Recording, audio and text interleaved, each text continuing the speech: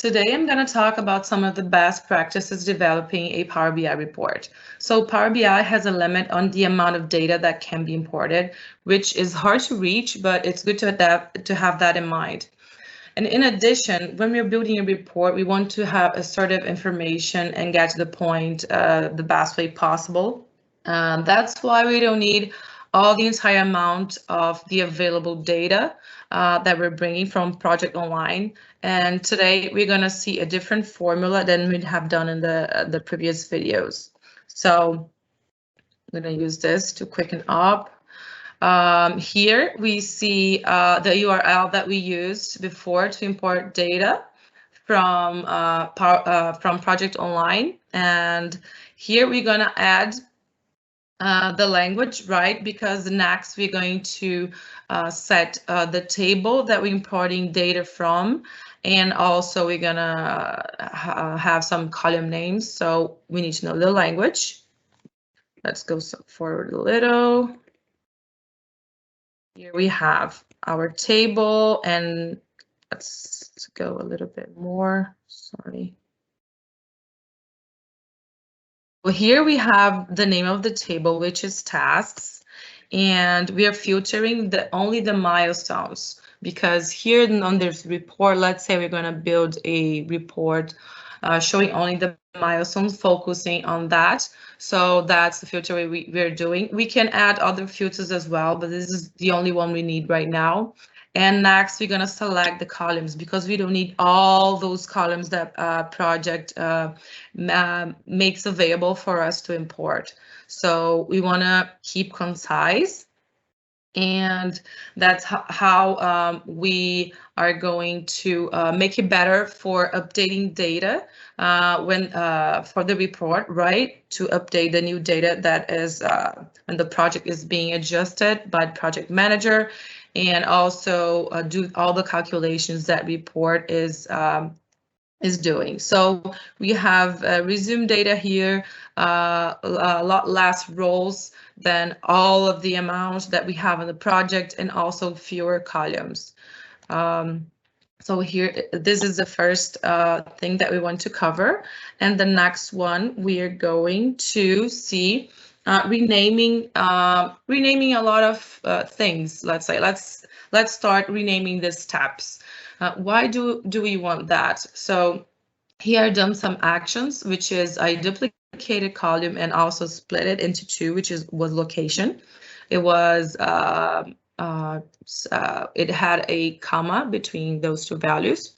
So we can have, and probably will do, a lot of steps adjusting some data and calculating, making new columns as well, calculated columns.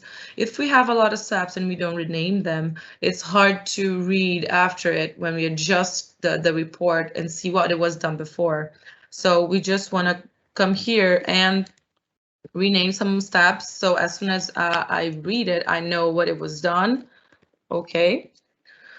And also, we also want to rename the columns, because this is not bringing, like, I don't know what this is, because when we're building a report, we want to know what the column is about, like, as soon as you read it as well. So I know this is the city. Oops, I don't want to insert a step here. I want to do it right after the last one. Another step here, right? And here it's region, it has states, it has countries. I don't want to cover that right now.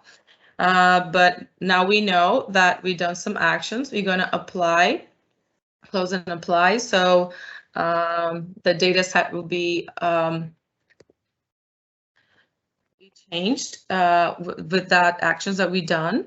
And now we're going to see formatting columns. So I have here, now here we see one of the important points that we just saw, like the name of the column, right? So I'm looking for a column, so I can search for that, and I find it really quickly to use on my report, which is status date. That's how important it should be to have, like, the logical name, right?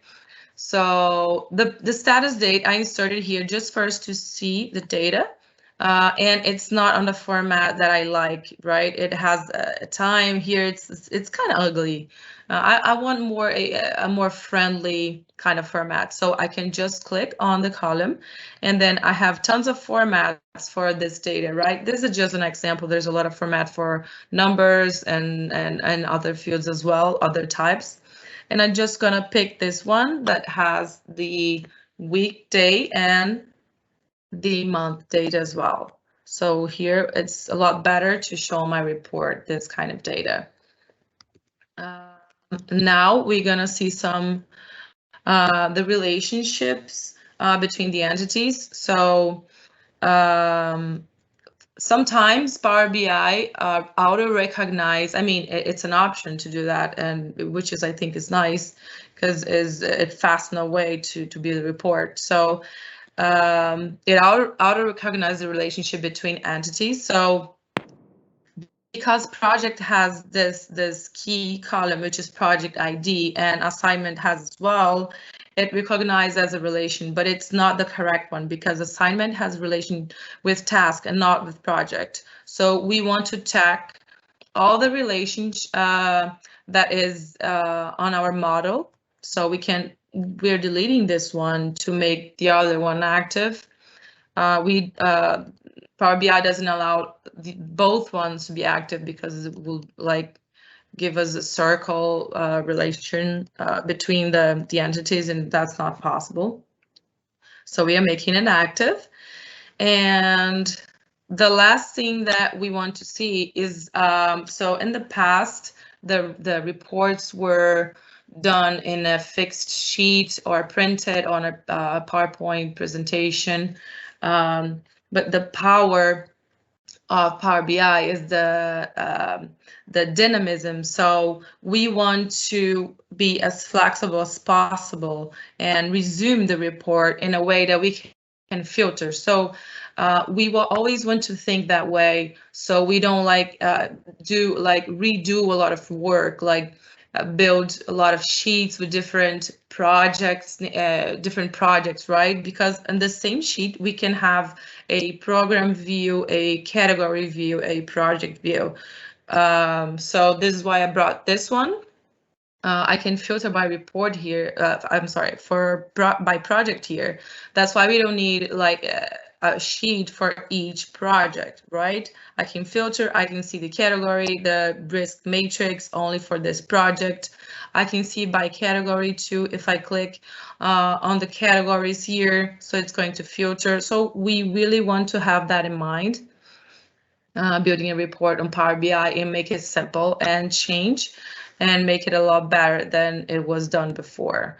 So that's it for today. I hope you enjoy it and see you in the next video.